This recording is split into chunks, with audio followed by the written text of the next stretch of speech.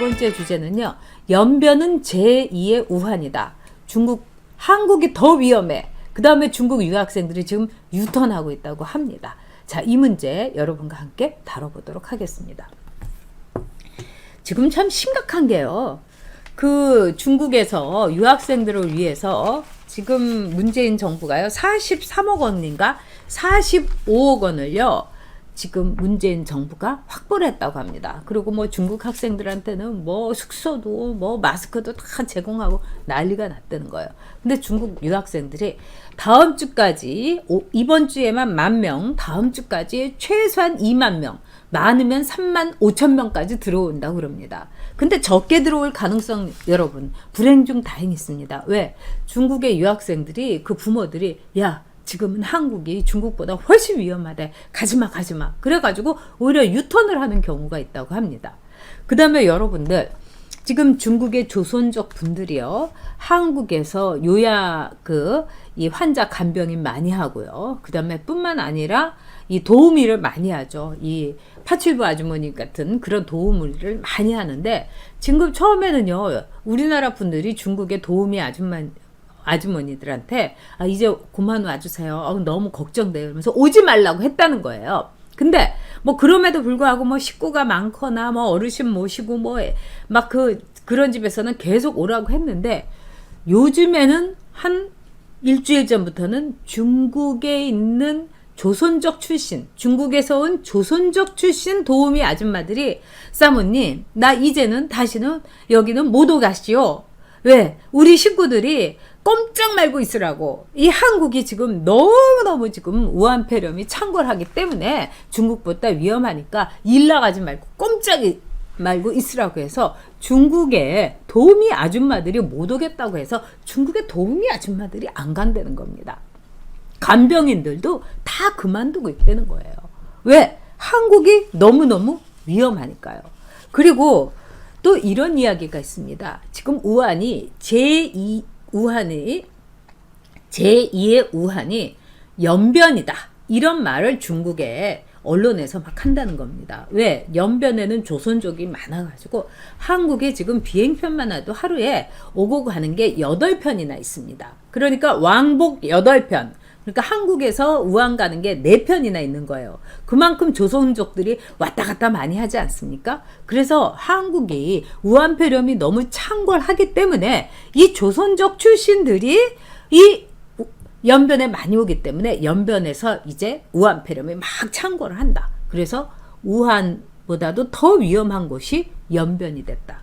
그래서 지금 연변에 있는 조선족들이 굉장히 걱정하고 있다는 겁니다. 왜? 우리 해코지하면 어떠냐? 어떻게 하냐? 우리 격리시키면 어떻게 하냐? 연변 봉쇄하면 어떻게 하냐? 이러면서 굉장히 불안해하고 있다는 겁니다. 근데 중국 정부는요. 뭐든지 할 수 있는 정부죠. 원래 공산주의가 그렇습니다. 여러분들이 카자흐스탄 이번에 한국 사람들 딱 격리시켰죠. 이 카자흐스탄 키르기스탄 이런 데서 처음부터 한국 사람들 딱 격리를 시키고 돌아오지도 못하게 했어요. 근데 카자흐스탄이나 키르기스탄 이런 데 보면은 특히 카자흐스탄은 여러분 까레스키라고 해갖고 이 말하자면은 이 한국 조선 출신들의 말하자면 카레스키 걔네들이 얘기하는 코리안들이 많습니다. 근데 이 까레스키도 어떻게 해서 됐느냐? 스탈린이요. 그 당시에 노무현 사건이라는 게 있어서 소련하고 일본하고 막 제2차 대전 때 싸웠습니다. 그럴 때 일본하고 까레스키들이 내통을 했다. 한국인들이 내통을 했다. 이렇게 있지도 않은 걸 퍼뜨려 가지고 이 짐승들이 타는 열차에다가 이 까레스키들, 우리 한국 사람들을 무조건 막 때려 넣었습니다. 그러고 난 뒤에 그 오지의 불모의 땅에다가요, 먹을 것도 안 주고 물도 안 주고 그냥 거기다가 풀어놔 버렸어요. 그래서 이루 말할 수 없는 몇만 명이 죽었습니다. 거기서 정말 불굴의 의지로 살아남은 까레스키들이 지금 카자흐스탄에 있습니다. 중국의 공산당들도 이런 짓 못하란 법이 없어요. 그래서 이 연변에 있는 교포들이 지금 조선족들이 부들부들 떨고 있다는 겁니다. 그럼에도 불구하고 한국보다는 오히려 연변이 더 낫다. 이래가지고 다 연변으로 유턴을 해갖고 그 차이나 모닝 포스트에서 나온 그 보도에 따르면은요, 지금 연변으로 가는 비행기 값이요, 엄청 천정부지로 치솟고 있다는 겁니다. 왜? 한국이 너무 위험하니까. 참 기가 막히죠. 그러면서 언론에서, 중국 언론에서 뭐라고 하느냐. 한국 정부는 아무것도 안 한다. 중국 정부는 방역도 열심히 하고 소독도 하고, 뭐 예를 들면은 지금 이 베이징이나 이런 데서 한국 사람들이 많이 살고 있는 한인촌 있지 않습니까? 내지는 한국 사람들이 많이 살고 있는 아파트 같은 데는 한국 사람들이 출입 카드가 있더라 하더라도 새로 출입증을 받아야지 거기를 들어갈 수가 있다는 겁니다. 그러니까 무섭게 방역을 하고 있는 거예요. 그러면서 한국 사람들은 아무것도 안 한다. 그런데 우리가 한번 그 문재인이 그렇게 좋아하는 이 중국 언론들 한번 볼 필요가 있습니다. 제가 이제 중국의 베이징이라든가 이런 데 아는 분들이 많아서 이렇게 연락도 해보고, 또 샹하이에 있는 친구들이 있어서 얘기를 해보니까 공통적으로 하는 얘기가 있습니다. 그러니까 우리나라 시간으로 20일부터 중국 언론들이 싹 태도가 변하기 시작했다는 겁니다. 그 전까지는 자기네들이 이제 우한 폐렴을 퍼뜨렸다 이렇게 하다가 한국이 200명이 넘어섰다, 그때부터 시작을 해갖고 딱 손 털기 시작하더라는 겁니다. 그동안은 절대로 사과도 안 하고 우리나라 그 중국이 퍼뜨렸다 뭐 이런 거에 대해서 딱 이렇게 안면 몰수하고 막 이러더니 그때부터는 한국을 손가락질하기 시작했다는 거예요. 200명이 넘으니까. 그러면서 중국 언론이 계속 보도를 막 뜨겁게 하더라는 겁니다. 막 생중계 하듯이, 라이브 하듯이 200명 넘었습니다. 뭐 300명 넘었습니다. 500명 넘었습니다. 이러더니 막 800명, 700명일 때는 이 한국이 위험하다.